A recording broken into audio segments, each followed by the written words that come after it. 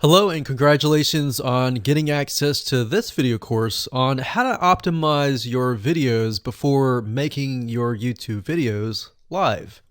So this is video number 1, which is the introduction to YouTube search engine optimization. So I want to first start out by saying the goal is to focus on doing the right amount of keyword research and video file automation before actually uploading any of it to YouTube. So essentially this is all about what most people forget about doing before making their YouTube video live. Because if you think about it, most people think about, okay, what do I do after I upload this video? They don't really think about what they have to do before making it live. So this is not about what you can do afterwards, as that is a totally different focus, but rather before. So besides simple optimization, you really need to know that YouTube ranks the videos that people watch the longest. Meaning, let's say for example that we have a 10-minute video. YouTube looks at that video. They look, yes, at the likes, dislikes, and comments, but they also look at, okay, do people actually watch most of this video? And based on, let's say, 1,000 views, how many of those 1,000 views actually watched either 50% or 100%, or how many minutes total? 1,000 times how many minutes was watched. So they really look at how long people watch the videos as a whole. Meaning the more viewers and the longer that they watch, that will get you ranked up further and further up. So instead of focusing on, spammy tactics, tons of backlinks, and all of that, our goal here is to really focus on the user experience. So what I want to do now is give you a quick overview of what's inside this video course. This is, of course, video number 1. Video number 2 is going to be about competitive research, or in other words, researching your competitors to kind of get a better idea of why YouTube is ranking those videos. Video number 3, we'll talk about highly searched keyword terms and how you can find those for your product or service or whatever you're trying to promote. Video number 4, we'll talk about your title and your description. Video number 5, we'll talk about video file optimization. So we're going to optimize the actual file, because each file has essentially information in it. And of course, video number 6 will talk about why your thumbnail is important and how to make it professional and good looking. And video number 7 will talk about video length and why that matters. We talked briefly about it just now, but I'm going to dive in deeper in that video. And of course, last but not least, I'm going to give you a secret tip on how to outrank your competitors in video number 8. So before we get started, I want to talk about what you need to have in hand. You're definitely going to need your product or service and an idea of the niche that you're targeting. You also need to have a video that is ready to be uploaded. And with that said, let's move on to video number 2. Hello and welcome back. This is video number 2. So let's talk about competitive research. You see, the best way to understand how you can rank better is to know what is already ranking in your niche or your market. So what we want to do here is we want to analyze the videos that are on the top. And I want you to specifically look at what titles, what descriptions are they using, and what thumbnails are they using that are eye-catching. And what is the user experience like when you click through those videos? So let's go ahead and do some competitive research. So for the sake of making sure that we find YouTube videos that actually relate to promoting a product, what I want to do now is just to pick a product out of the blue and let's take a look at YouTube. So one product that I've been using for a while now, which has been really, really awesome, is called the Instant Pot. It's basically a pressure cooker that cooks food at a really fast rate. So what we're going to do is we're going to hop on over to youtube.com and we're going to type in Instant Pot and see what we get. So I'm not going to click enter just yet because I'm interested in getting an idea of what kind of potential keywords that we could rank on, or what potential videos that we can create. And we'll talk more about this in the next video. But for now, let's just do some basic keyword brainstorming and then, of course, do some competitive research. So Instant Pot, we got Instant Pot recipes, we got Instant Pot ribs, Instant Pot roast. So let's just click here and see what we get. Now we can see how to use Instant Pot has 316,000 views right here. Instant Pot chicken, top 6 easiest things to cook in your Instant Pot. Perfect for beginners. All right. So let's just take a look at the top 3. So let's go ahead and open those up. And let's analyze them. So the first one is this one here. And let's pause the video. We'll skip the ad. All right.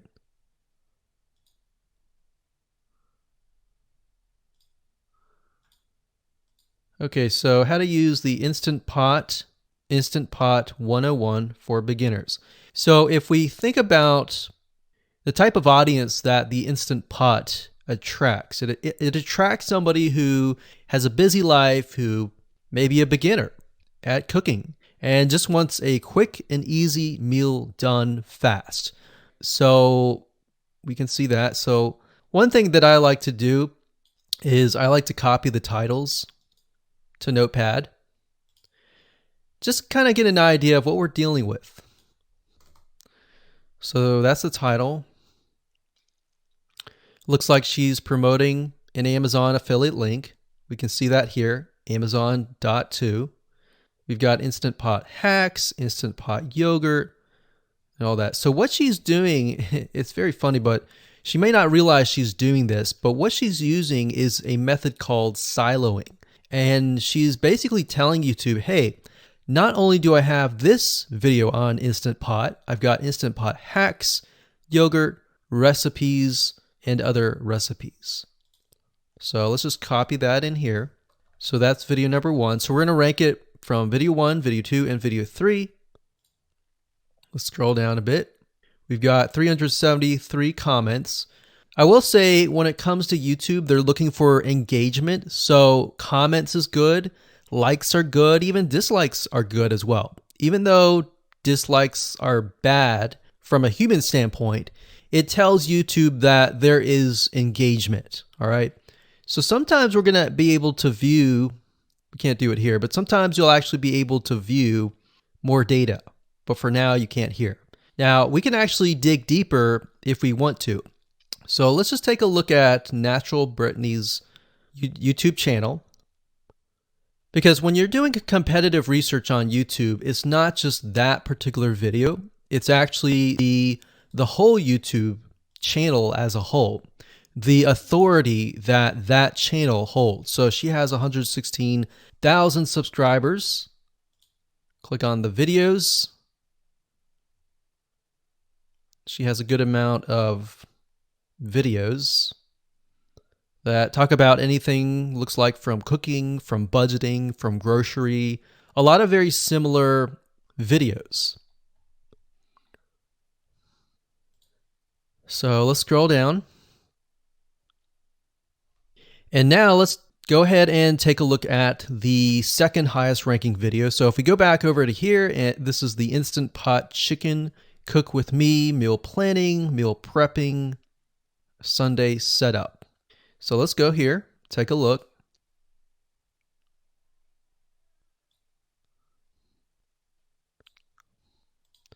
Okay, let's see here. So it's a 20-minute video, all right? And it has 658 likes, 5,000 views. If we take a look at this video here, this has 320,000 views and 7,000 likes. Now, notice how it says 13 minutes here, and notice how it says 20 minutes here. We'll go back to this later on. All right, so we'll talk more about why a certain amount of time of your video is important, why the timing is important. And why is it that this lady has only 5,000 views, whereas the other lady has 300,000, and this lady is ranked right below that lady? All right, so why is that important? And why does that correlate to the time? So we'll talk more about that later on. But for now, let's just do competitive research. We're not trying to figure things out right now, and go from there. So if we take a look at the description, it says cook with me as I try a new recipe with Instant Pot. So the description contains the keyword. Sunday setup. Looks like she's got some Amazon links. And if we think about Instant Pot, who could it be targeting? All right, so this lady calls out people who are trying to prep on Sunday. So if we can get an idea of who it's targeting mothers, it's targeting people who are busy, who maybe only have time on Sundays to set things up. And chicken is a common thing, so maybe she's getting a lot of clicks. We don't know exactly, but we know that the headline and the description work together and getting clicks. All right, back over here, this is the third one.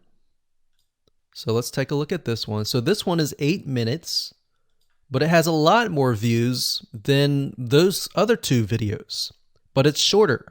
It's shorter, but it has longer amount of views and it's third.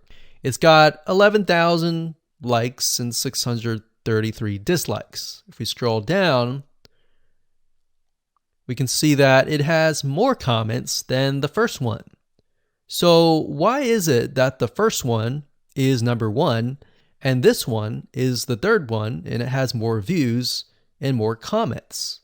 Well, we don't know exactly why, but I have a hunch as to why that is, which we'll talk more about ranking and what Google and YouTube is looking for later down the road. So that's that. Let's just copy that title. And I'm going to go ahead and pause this video and we'll copy and paste that information to the notepad. Okay, so I went ahead and copy and paste the information. So this is video 1, this is video 2, and this is video 3 down below. So let me make this bigger. So we have this information. So as we're kind of analyzing the competitor, we want to save this for later, but can you kind of see a similarity here? So this is calling out the target audience. This is calling out the people who are busy essentially.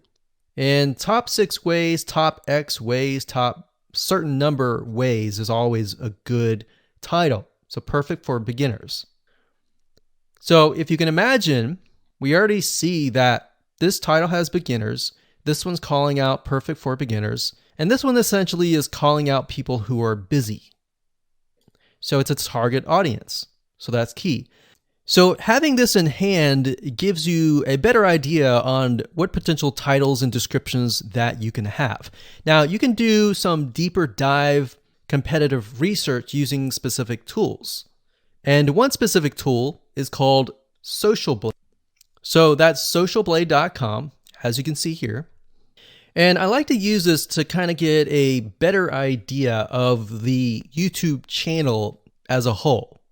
Because what you're trying to figure out is, did this person rank because their channel as a whole has a lot of traffic?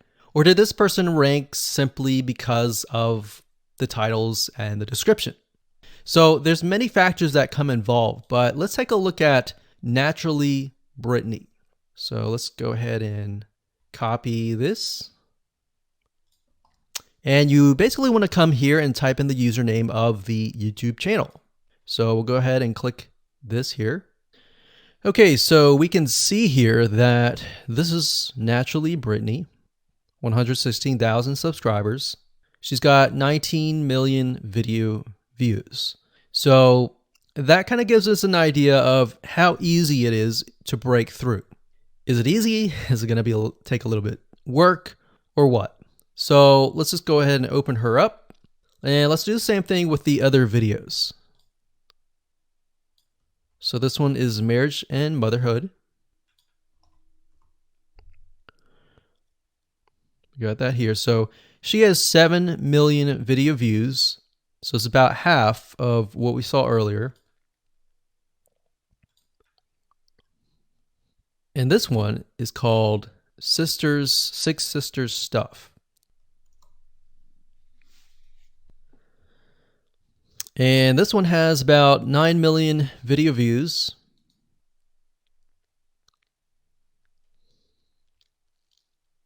So right off the bat, we can see that if we were to rank on the keyword Instant Pot, it's going to take a lot to break through. But the way we can break through is by using essentially subcategories of that keyword. So Instant Pot recipes or Instant Pot chicken recipe, stuff like that. So we can see that each one of these has about 100 to 200,000 subscribers. So you're going to have to be competing against that. Now, obviously, if you have a good size YouTube channel, that will usually mean that you can break through fairly easily. But if you're just starting out, then breaking through on that keyword is going to be a little bit more difficult. So the next question is, what keywords should you use? And we'll discuss that in the next video. Hello and welcome to video number 3. Let's talk about highly searched keyword terms and how you can figure out what your main keyword is going to be, what your sub keywords are going to be. So one mistake that we see that many YouTubers make is simply making their own title and description. I mean, it's natural, right? But instead of deciding what you think will work, why not use what is already working and do some simple keyword research that's not going to take a lot of time, and this way you'll be able to have the right information that will help you rank on the right keywords. Now the big question is, well, how do I find these keywords?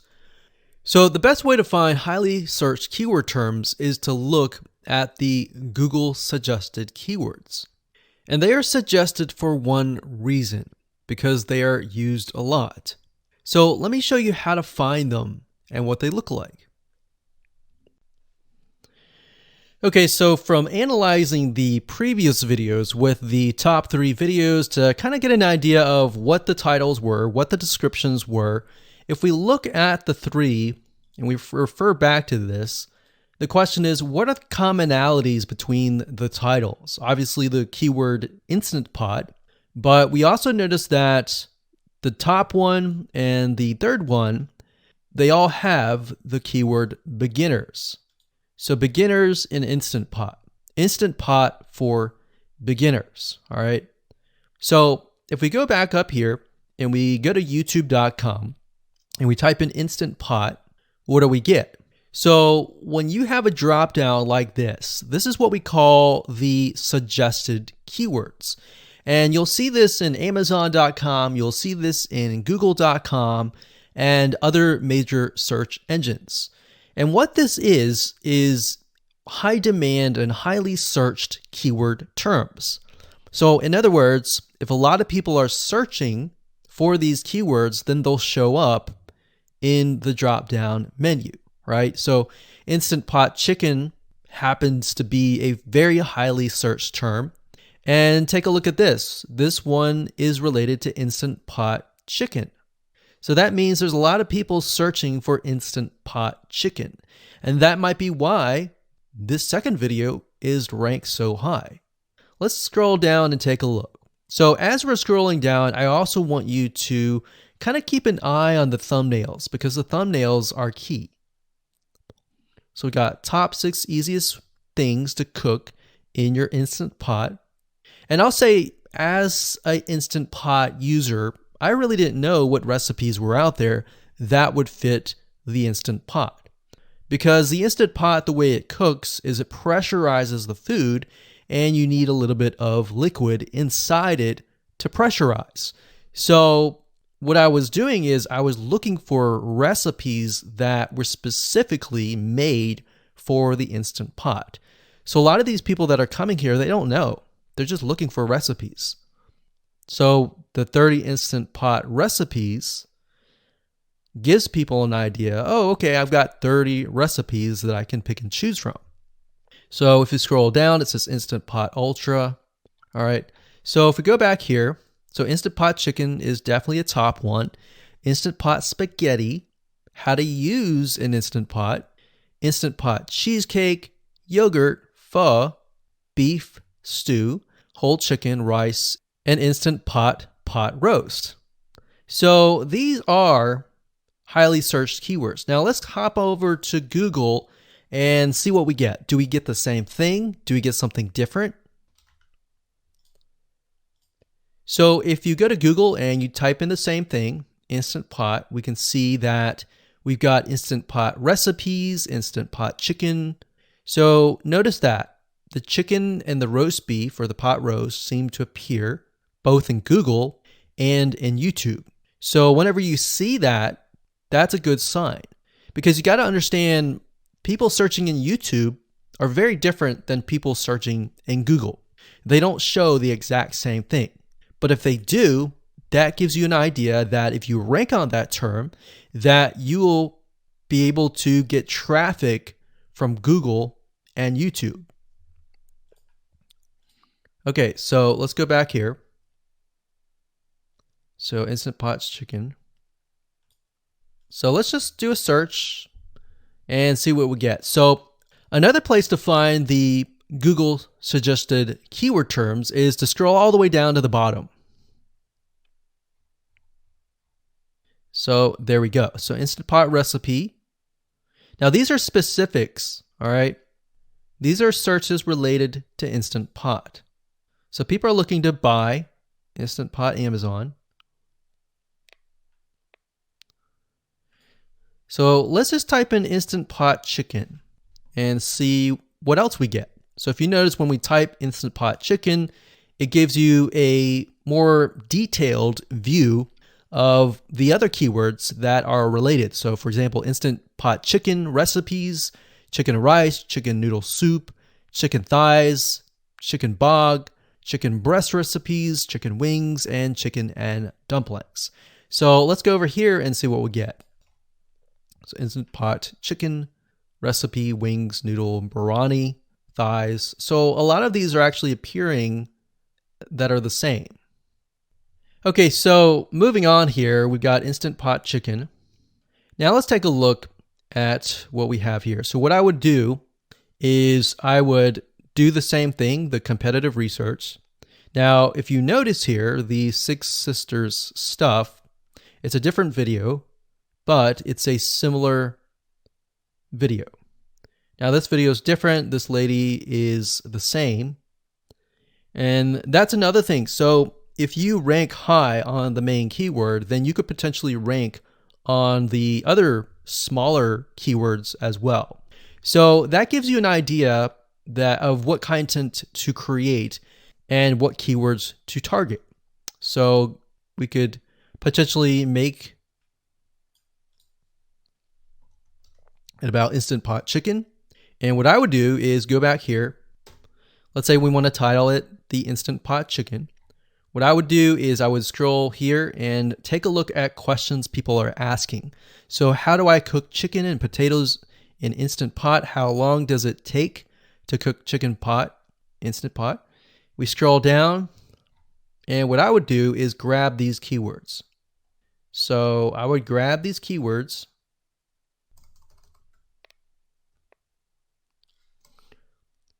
So what we want to do is we want to have a main keyword, and then we want to have sub keywords. So the main keyword here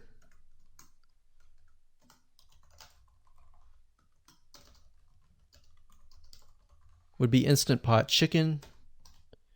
And then the other ones would be Instant Pot chicken and potatoes, and all the rest here.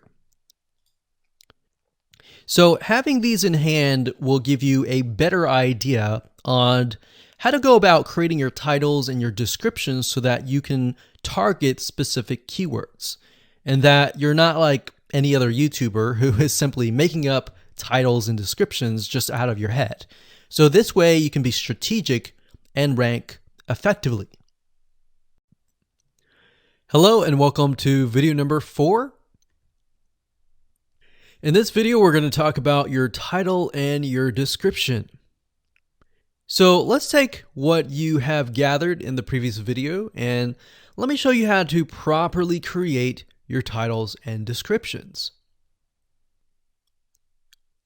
So when it comes to creating titles and descriptions, we simply need to do what we did in the previous videos, which was the competitive research. And as you can see here, we have the videos 1, 2, and 3, the top number 1, number 2, and number 3. And of course, we have the main keywords. So we have this main keyword here. So that's definitely going to be in the title. And then of course, if you noticed, the target audience was beginners. So essentially what you're noticing here is that people are calling out the audience, and then of course they have the keyword in the title itself. And then of course you want to make sure that title, main keyword, and target audience is also going to be in your description. Now what I like to do is I like to go look at magazines in that niche. It doesn't necessarily have to be exactly, in this case, Instant Pot, but it needs to be somewhat of that genre. Now, one thing that I noticed was when we took a look at the Instant Pot chicken, you could write out something like top 6 easiest things. So instead of things, you could say chicken recipes or pot roast recipes to cook in your Instant Pot. Or you could say something like Instant Pot chicken dash top 6 easy recipes, or you could use a number. People like numbers, especially knowing that somebody gets an Instant Pot for the sake of saving time. You could say top 6 easy chicken recipes that take less than 30 minutes. Now, obviously, that's a little bit long, so let's head on over to Google here. So like I said, I like to use magazines. Magazines do a great job in creating titles. So as you can see here, I typed in Instant Pot magazine, and to the right, you'll notice that there's Instant Pot all-time recipes. So let's just go ahead and open that in a brand new window, like so. So it looks like we have to pay, but let's just go ahead and click the free sample. So we can see Instant Pot's all-time best recipes. So you could do something like all-time best chicken recipes, or Instant Pot dash all-time best chicken recipes, or all-time best chicken Instant Pot recipes. So obviously here we're not going to copy word for word because that's plagiarism, but we're going to use something different. We're going to tweak it around. What we're looking here is for headlines. So let's go back here. So it says everyday Instant Pot, 115 delicious, family friendly pressure cooker. So we can say everyday Instant Pot, 6 delicious family pressure cook recipes. So everyday Instant Pot chicken, as long as the word Instant Pot chicken is in there. So we got 66 Instant Pot recipes that put your pressure cooker to work. So we could say something like 6 Instant Pot chicken recipes that take less than 15 minutes. And yes, believe it or not, Instant Pot can literally cook something like a pot roast within less than an hour, or sometimes half an hour. Because it's a pressure cooker, it cooks a lot faster. So that's what I like to do, is I like to take a look at magazines. So it doesn't necessarily have to be Instant Pot in this example. It can be another food magazine. So essentially that's how to create the titles. As far as the description goes, if you take a look at what they've written here, the first one that's ranking really well, as you can see here, we've got Instant Pot 101 for beginners. So you'll notice that they are trying to target the keyword Instant Pot 101 for beginners. So they've stated that in the title, and they've also put it in the description. So it says everything you need to know about how to use the Instant Pot in a beginner Instant Pot recipe. So notice that they use the keyword beginner Instant Pot twice. And then, of course, they got Instant Pot hacks, Instant Pot yogurt. And what they're essentially doing here is they're linking to other related videos. Now, Google's smart enough and YouTube's smart enough to have an algorithm to read the description and think, okay, they've got other videos that they've created that are related to Instant Pot. This video must be good, or this channel must have a lot of relevant information. So we're going to rank it a little bit higher because it's going to give people what they want to see.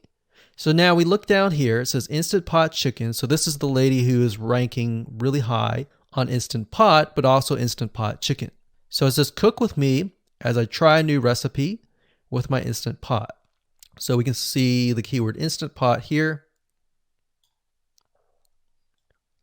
And as you can see, the description is really written for the user, but it contains the keywords that are necessary. So you don't need to write something like Instant Pot Chicken or something that's just a bunch of garbled information.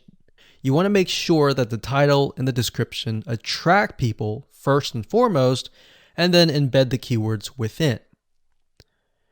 So the third one, we've got top 6 easiest things to cook in your Instant Pot, perfect for beginners.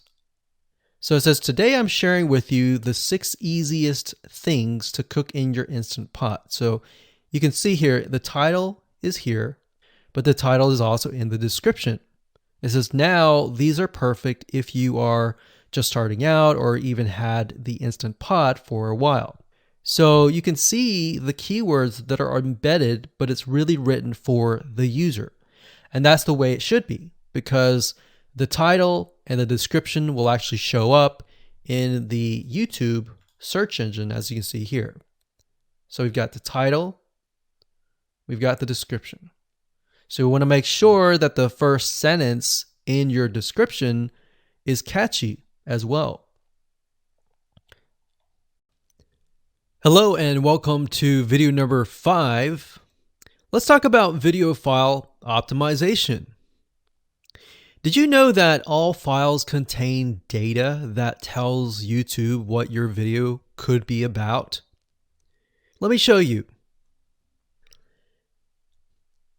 Okay, so the way that YouTube gets an idea of what your video is about is by transcribing it. And for the most part, it can usually figure out what your video is all about if you have voice and speaking in it. Now, you can go one step further by adding what we call video file metadata. It's very similar to a website metadata. So for example, if you right click on any website and you click on View Page Source, up at the top, you're going to see a lot of what we call metadata. So right here, we can see the name, the title, the description, and all that information. So what that does is it tells Google essentially what your website is all about. So very, very similar in this case of what we're doing here.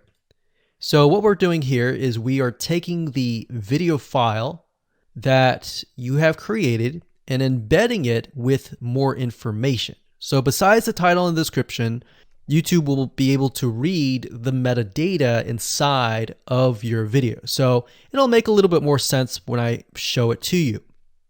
Now, it's really hard to find software out there that allows you to embed metadata except for a few. So one of them is called Video Converter by Wondershare, and that is videoconverter.wondershare.com. That's videoconverter.wondershare.com. So if you go here and you go ahead and download up at the top, you will be able to embed metadata. In fact, we're going to be using that for this particular video.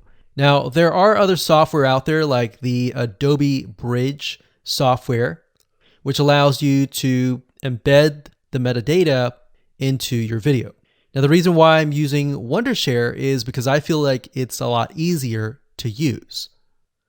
So if you go ahead and download this, we're going to open this here. And what I did was I clicked Add Files, and I chose the file. Now, there's a lot of things that you can change about the video, but what we're particularly interested in is this I icon right here. So click this I icon, or letter I here, and you're going to see that it says name, language, episode name, actors, directors, screenwriter, tagline, and description, and comments. So what I recommend is you try to complete this as much as you can. So episode name, actors, so that would be whoever is in the video, the director, the screenwriter, which could be you, and then the tagline.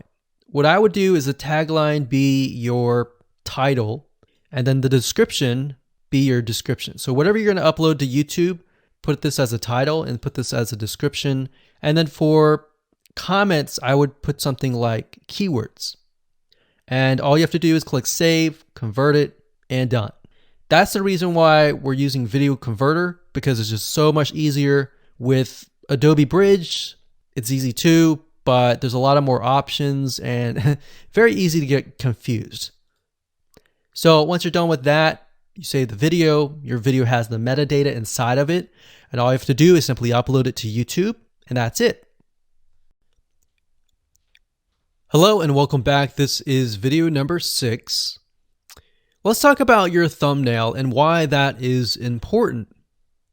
You see, since our goal is to get more clicks or more views to your YouTube video, we have to rely on attracting viewers. So if you think about it, the thumbnail is the first thing people see as they are scanning to find what interests them the most. So in other words, if you think about it, if you go to youtube.com and you type in a keyword, you're going to see all the results with thumbnails, the titles, the descriptions, and all of that. So that's the first thing that they see. So let's discuss what your thumbnail should contain and what's working in your market and how to figure that out. So when it comes to having a thumbnail, you want to make sure that it is eye-catching, meaning it shows somebody what they want. So if Instant Pot Chicken is your main keyword, you want to make sure that your thumbnail has something in it that entices them. So it's good to have the keyword or the title in it. So you can see right now the way YouTube works is they have an initial title or an initial thumbnail, and then after that you can see motion. So if I put my mouse over it, you can actually see part of the video, which makes it a lot more engaging. So as we scroll down, the initial thumbnail that this woman uses is the Instant Pot, and then this one here, it says Instant Pot recipes, so Instant Pot. So we can see the ones at the top definitely have the Instant Pot in it, or a word that's chicken, or a picture that has chicken in it. So it fits the keyword. Now, if you're not a professional, thumbnail artist or anything like that, there are different sites that you can use to get these created.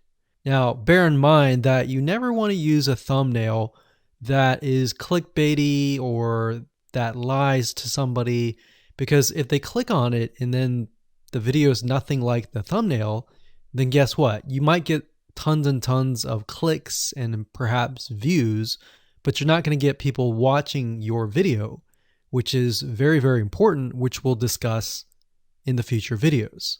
But for now, there are different elements that you need. So what I recommend is you go to a site called creativemarket.com. That's creativemarket.com. There are other sites like graphicriver.net, but over time we've realized Creative Market has a lot of really good designs. So what we can do here is in the search box, we're going to type in YouTube thumbnail. And we're looking specifically for templates that we can use for the thumbnail. So it says YouTube thumbnail pack. Let's go ahead and open that. There's one here.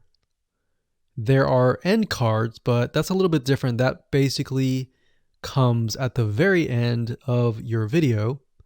So we got urban thumbnails, different types of thumbnails. But the reason why I like Creative Market is buying templates for specifically YouTube thumbnails is going to make your life a lot more easier, especially if you can make it professional. The more professional it looks, the more professional your viewers will click through. So if we click on this, we can kind of get an idea of what we're dealing with.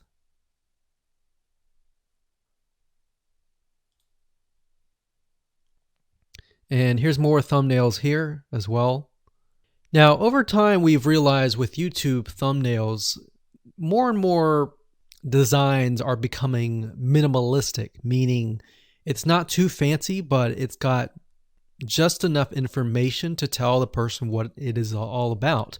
So it could have text, it could have pictures, but you really need to know what your YouTube video is about before you can create your thumbnail. In fact, I recommend that you create your YouTube video first and then you create your thumbnail so that you can make sure that you attract the right person. Now, what we found a little bit of a technique is to create a thumbnail that is related to essentially the end, meaning if you're creating an Instant Pot chicken recipe, you might want to show the chicken already cooked. So essentially what people get if they click through. So that way people think, oh, okay, this looks really nice. I'm going to click through. And they're more likely to actually watch all the way through to the end. And that's what we want. We want people not to just click through, but to watch all the way till the end. And that's actually going to help us with the ranking. Hello and welcome to video number 7. Let's talk about video length in more depth. So the big question is, how long should your video be? While yes, most folks have said that your video should be short due to attention span, and that's something that we've talked about in the past, and that definitely worked in the past, and that still is true that people's attention span are short. But today, in terms of YouTube, your video length should be longer, and here's why.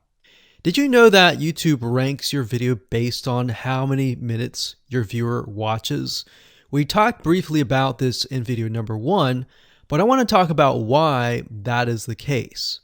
Statistically speaking, most people that we have found, based on statistics that we have seen in YouTube, most people watch about 50% of a video. Even the people that are interested in a video, they watch 50% of a video.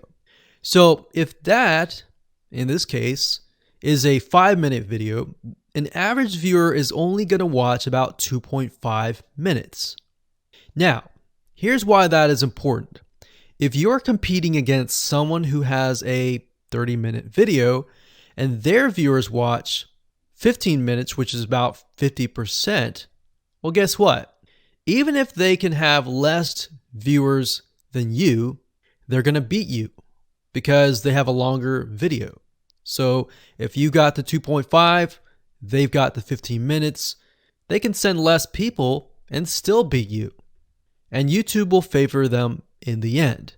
Now that, of course, is assuming that the views are legitimate and people are actually watching.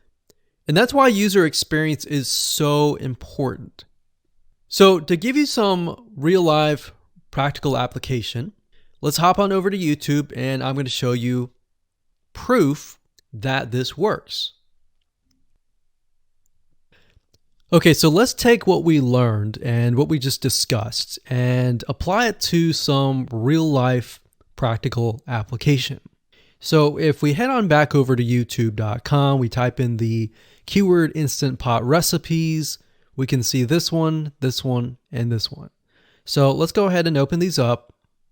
So we got this one, and this one. So that's 1, 2, and 3. The first one has about roughly 8 minutes or 9 minutes. We'll say 9 minutes.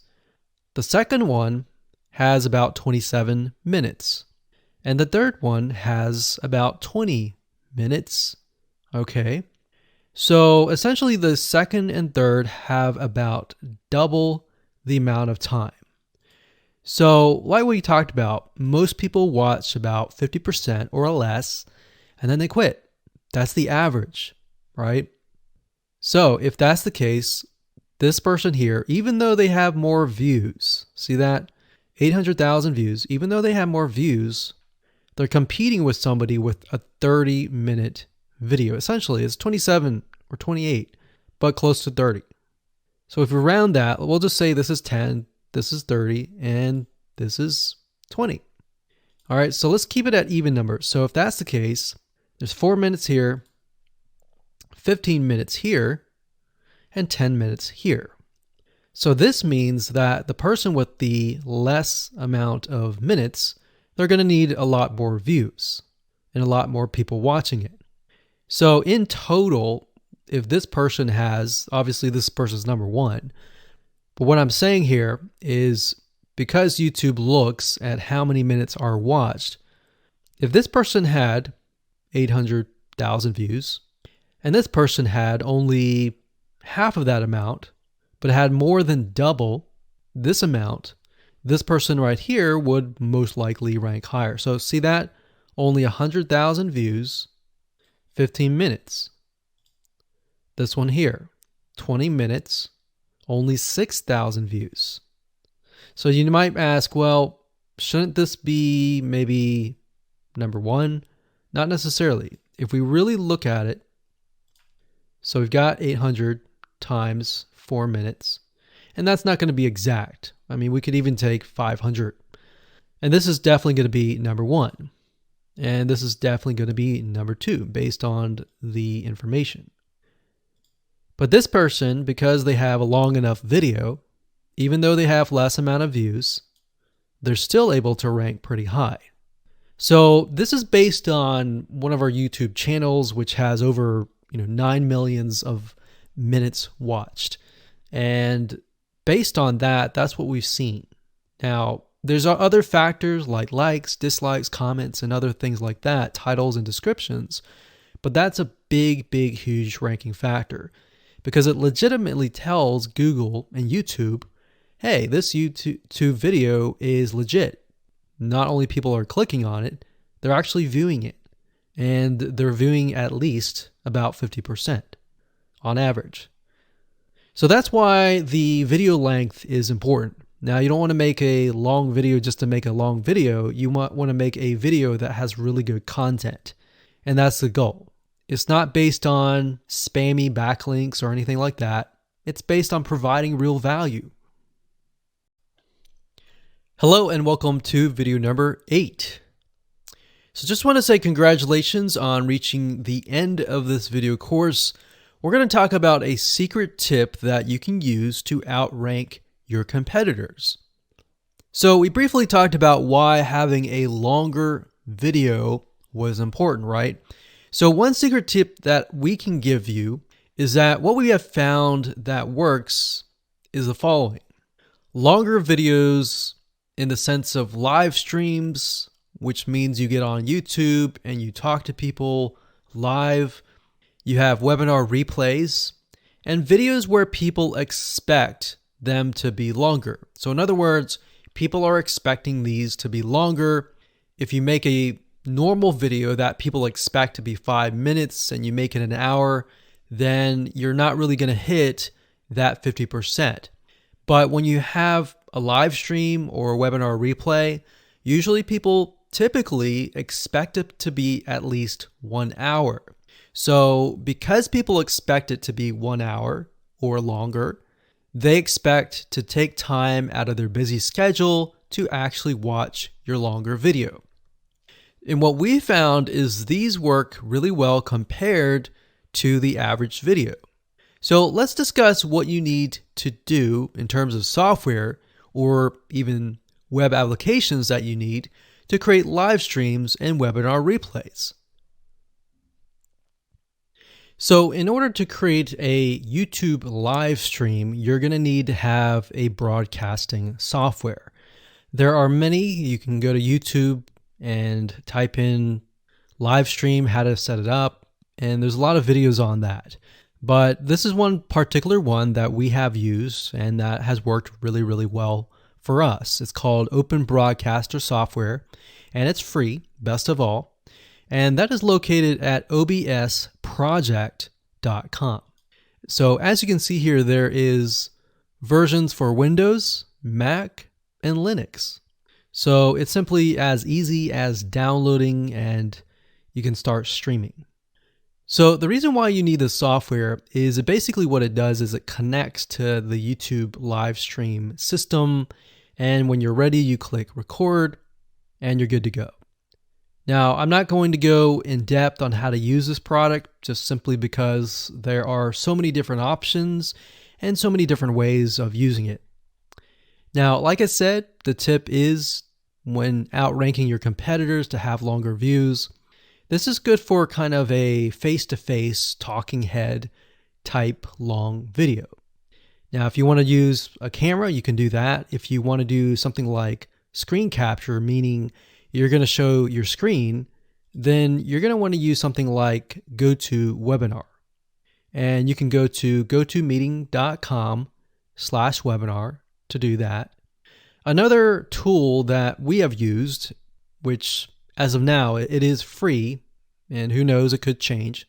So GoToWebinar does cost money, but it's a nice way to kind of engage with people. So this is the route that I would go if you are engaging with people. If you're not engaging with people and you're simply doing screen capture, there is a tool called Use Loom. Let me show it to you. So useloom.com. Loom is essentially a Chrome plugin, and what it does is it allows you to record your screen. It's super easy to use. In fact, it's super, super fast. It's so fast that you can literally start recording, and within seconds when you're done, you'll have the video in hand. And you can download the actual video file to your computer really fast. So those are the three options that I would go to, and really depends on the avenue that you want to take. So like I said, create a longer video, but just don't create any content. Make sure that the content is valuable because you want to make sure that people watch all the way through. Or if not, watch at least 50%.